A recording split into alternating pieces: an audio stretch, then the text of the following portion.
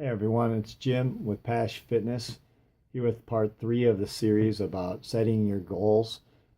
In part 1, we learned about coming up with a plan, writing it out using the SMART form there.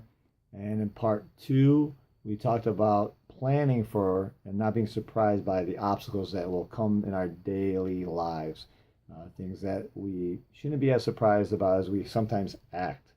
So planning it, preparing for it to make it more likely that we'll be successful. Now, in part 3 here, we're going to talk about how we evaluate how we did on that whole process. So there's a couple scenarios here. One, and we'll go with the idealistic here. Let's say you went through the whole thing and your goal was, I hate to use the same thing over and over again, but your goal is to lose 10 pounds in 2 months, let's say, and you get to the 2 month aspect, you're looking back, you step on the scale and voila, you got it, you're good, and you hit your goal. Congratulations, and you should be very proud of yourself.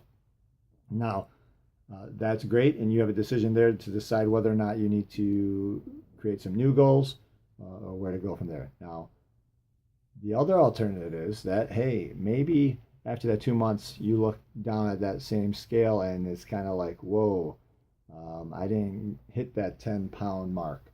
Well, what do we do then?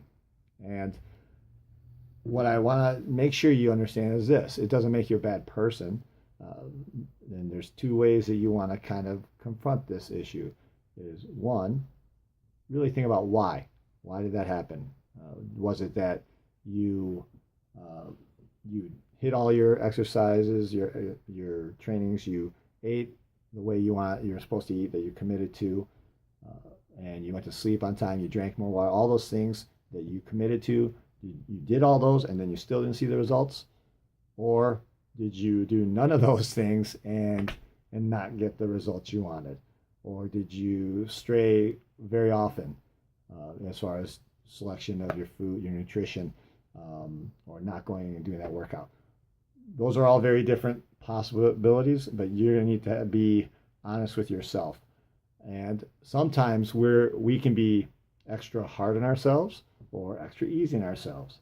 Very few of us have a really good critical eye about what we do.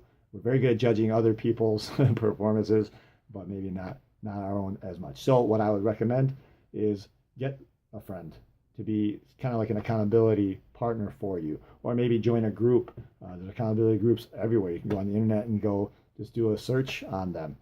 In fact, that's one of the things that I offer as well, free accountability groups. And I found that with people doing it together, especially for those of us that kind of thrive in that group setting, it just kind of helps take the stress off the fact that maybe, hey, we missed a workout, or what do we do in this scenario, or what suggestions do you have based on your experience? Just a lot more people to share with.